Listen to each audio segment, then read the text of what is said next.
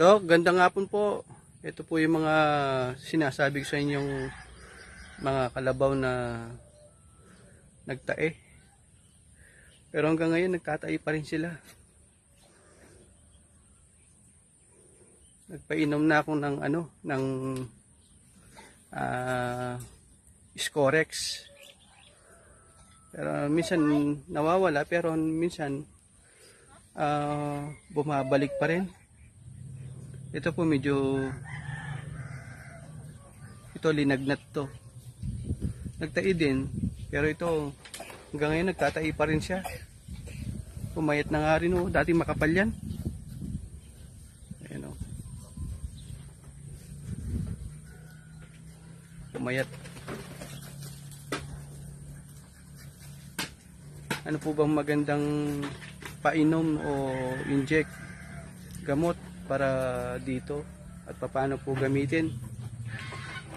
Salamat po. Maraming salamat po sa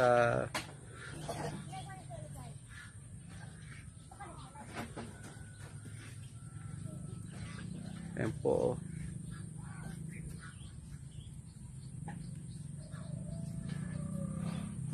What's up mga ka-livestock? At dito tayo ngayon sa isang tanong ng ating ka-livestock na si Sir Jun Sanchez.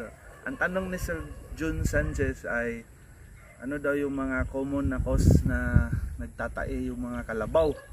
So shoutout sa iyo Sir Jun Sanchez. Ang isa na mga factors na bakit nagkakatae o nag-diarrhea yung kalabaw natin ay una, meron tayong tinatawag na bacterial infection. So yun, pwede din siya na parasitic, kagaya ng mga coccidia at saka mga worms. Meron din siyang viral, mga viral diseases na nagkakos ng diarrhea, yung virus. Meron din yung tinatawag natin na dietary changes.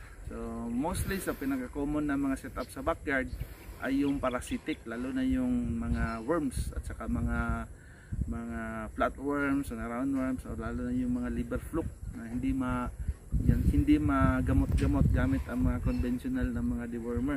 So yung pag liver fluke, yung problema natin ay napakapayat ng baka natin. Halos hindi na lumalaki kahit anong pakain, hindi na tumataba. So yun, yung gamot natin dyan ay mga flukicide, kagaya ng mga triclabendazole, mga trilacin, yung mga Fasinex, yung ganyan. Pero meron din yung mga dietary changes. Ang nangyayari kasi pag sobrang basa yung kinain ng mga kalabaw natin o yung mga baka o mga kambing, magtatae din sila. So highly recommended na naka-air dry yung pinapakain natin na naka-cut and carry. So pag pinawalan niyo sila ng maaga, medyo mabasa pa yung damo, sobrang basa yung kinain nila, nagkaka-diarrhea sa through excessive water intake sa sobrang basa na mga damo. Isa din yan. So paano ba natin malaman kung ano yung mga possible cause of diarrhea? So isa, basic natin gawin ay mag-deworm.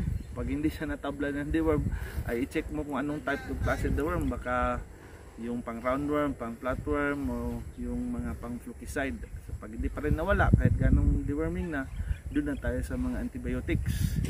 Pag hindi pa rin na wala sa antibiotics, posible na tayo doon na sa mga antiprotozoal o mga iba pang mga parasitic na mga gamot. So mostly sa backyard, andyan lang yan sa bacterial o kundi kaya sa parasitic infection. So it is best, highly recommended na konsultahan yung veterinarian nyo, tapos mag-conduct tayo ng fecalysis to determine what is the exact type of parasite na ng piperwisyo sa alaga nating mga kalabaw.